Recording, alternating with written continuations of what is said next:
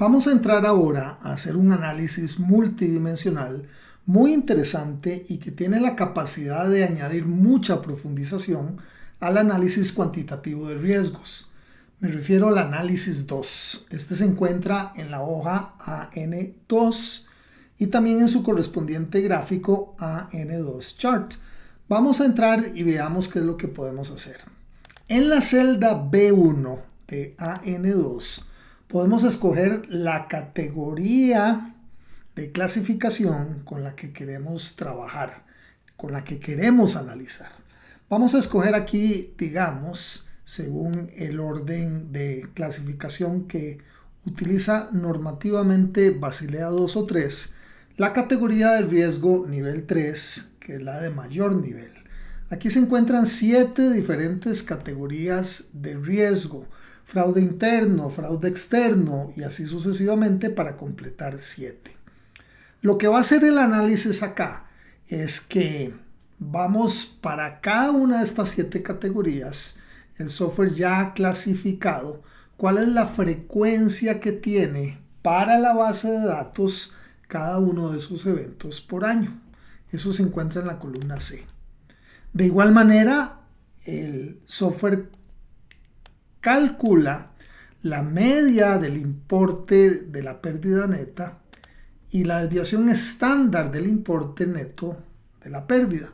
Estos son los dos parámetros que requerimos para completar una distribución Poisson de severidad o magnitud del evento de la pérdida, y el lambda, que es el parámetro que necesitamos para la Poisson de la frecuencia de la pérdida.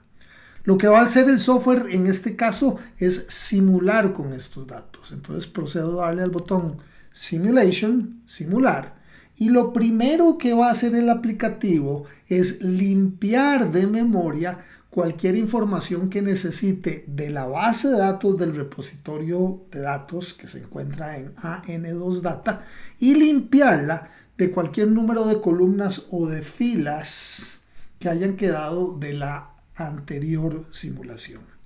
Una vez que esta información ha corrido y se simula de acuerdo al número de elementos que tenga la simulación en términos de las iteraciones, recordemos que esto se encuentra en parámetros B12, va a generarse la información y el aplicativo nos va a decir que ya terminó el análisis.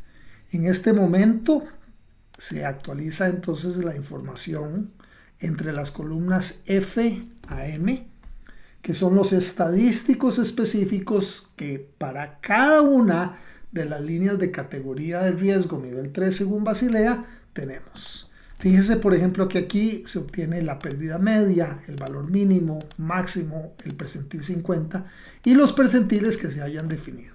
De hecho, las 3 líneas primeras que están bajo este color son las líneas que han quedado definidas según el número de líneas que queramos resaltar. Si yo quiero resaltar solamente el riesgo mayor, pondría 1 en la celda de Parameters E10, de forma tal que, regresando al análisis de AN2, veremos que solo la línea principal, la primera, va a quedar categorizada. Es decir, en este caso, clientes, productos y prácticas comerciales es la línea que en este caso tiene el mayor impacto medio. La columna N indica el estadístico que queremos analizar. En este caso, por defecto, la pérdida media es lo que usualmente, convencionalmente quisiéramos analizar. Lo interesante de esta información es que lo podemos ver gráficamente en el próximo gráfico que llamamos un gráfico de horizonte de riesgos. Este se encuentra en AN2 Chart. Y este se ve de la siguiente manera. Al menos 3 o 4 dimensiones de riesgo cuantitativo pueden ser observados en este gráfico. El eje X indica fundamentalmente el impacto o la severidad monetaria promedio de cada uno de los eventos. El eje Y o vertical indica la frecuencia anual de cada uno de los eventos. Y el tamaño de cada uno, en este caso de las 7 correspondientes burbujas, corresponde al monto convolutivo al monto integrado, severidad, eje horizontal, frecuencia, eje vertical, fusionado, integrado en la magnitud monetaria media de este riesgo. De esta forma queda muy claro al observar de una sola vez este gráfico que la burbuja mayor, en este caso clientes, productos y prácticas comerciales, es aquella burbuja que tiene la mayor significancia con respecto a su magnitud total. En este caso, esta corresponde a 26,8 millones de dólares o pesos, que es básicamente producto de haber integrado un evento que en promedio sucede 216 veces por año y cuyo monto de pérdida monetaria o de impacto monetario medio es de unos $83,000 por evento. En total, este riesgo pesa unos 26,8 millones de dólares. Podríamos también señalar acá no una, sino digamos los tres rankings principales, cambiando el parámetro E10 a 3, de forma tal que ahora se señalan tres líneas principales en color enfatizado, en AN2, o en el gráfico veremos entonces los títulos a las tres primeras categorías de riesgo en el horizonte de riesgos. Observe que no necesariamente los eventos de alta frecuencia, como esta burbuja verde de baja frecuencia pero de alto impacto, serán las de mayor magnitud. Tampoco necesariamente riesgos de alta frecuencia en el eje vertical tendrán necesariamente las mayores magnitudes. En este caso, clientes, productos y prácticas comerciales es el riesgo de mayor impacto monetario. El segundo que le sigue es fraude interno con 18,8 millones y el tercero es fraude externo con 8,7 millones. Ahora, esto lo podemos filtrar por fechas. Recordemos que podemos regresar acá a parámetros y en vez de ver todos los eventos, digamos desde el 2021, podríamos hacer el mismo análisis filtrando para todos los eventos entre enero del 23 y diciembre del 2025. Esto significaría volver a simular. Recordemos que cuando volvemos a simular, el software va a volver a limpiar la memoria de su repositorio de datos. Este proceso dura mucho porque está de alguna manera encogiendo el tamaño de la memoria reservada para almacenar toda la data prima de la simulación. Una vez que este proceso de limpieza de memoria está listo, procedemos a la simulación. En este caso lo estamos haciendo con 1000 iteraciones para el cálculo de las frecuencias y de los impactos monetarios y de nuevo para poder visualizar la información con un rango acotado de horizonte de riesgos. Este termina y lo podemos ver directamente en el gráfico. Ahora bien, podemos escoger, digamos, no solamente categorías de riesgo de nivel 3, sino que el usuario tiene la capacidad de escoger acá muchas otras diferentes categorías. Veámoslo a un segundo nivel mayor de profundidad. A nivel 2 ya no tenemos 7, sino que tenemos 20 subcategorías de riesgo. Procedemos a simular y de nuevo no se ha llenado mucha información aquí a partir de la columna F hasta M, porque es la información que tiene que ser calculada en este caso para cada una de las categorías de riesgo nivel 2 y una vez calculada va a ser posicionada correspondientemente en las celdas que le correspondan. Eso va a permitir después jerarquizar por pérdida media, mínima, máxima, mediana o los diferentes valores en riesgo la información que queremos visualizar en este caso de nuestros riesgos clasificados por el nivel 2 según Basilea.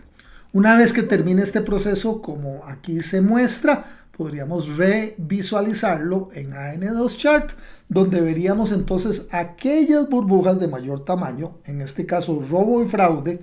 No solamente es el tipo de evento de mayor frecuencia sucediendo en este filtrado a partir del 2023 205 veces por año, sino que sin necesariamente ser el evento de mayor impacto monetario medio, en este caso anda por unos $72,000, recibe sin embargo la mayor cantidad de riesgos. Proporcionalmente ese riesgo que tenemos, el riesgo número 1 de robo y fraude, acumula 21,9 millones de pérdida media, significando en este caso el 18% de los riesgos totales. El usuario puede decidir visualizar otro estadístico. En este caso estamos viendo la pérdida media, que es lo que convencionalmente veríamos, pero podríamos, digamos, escoger el VAR al 99%, es decir, visualizar posiciones extremas de cada uno de nuestros 20 diferentes categorías de riesgo. Los gráficos obviamente van a cambiar y ahí veremos la posición extrema en el VAR 99 de cada uno de los riesgos que tenemos. Vamos a utilizar ahora otra categorización. En vez de ver categorías de riesgo nivel 2, escojamos, por ejemplo, verlo por unidad de negocio o por división. Fíjense que en este caso son 19 diferentes tipos de unidades de negocio o división.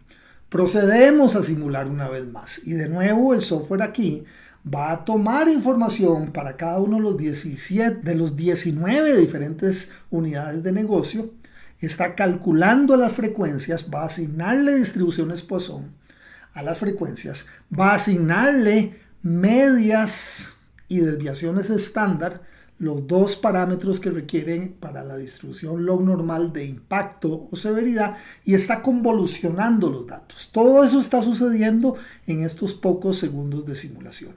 Una vez terminado el proceso, en este caso para las 19 unidades de negocio, vamos a tener información para visualizar nuestros riesgos por unidad de negocio o simulación. Esa información se va a ver de la siguiente manera. Visualizamos ahora el gráfico donde la unidad de negocios de tecnología en primera instancia y servicios de externalización en segunda, sucursal norte en tercer lugar, significan aquellos riesgos que en términos de burbujas de riesgo por unidad de negocio se categorizan como las tres mayores de tamaño.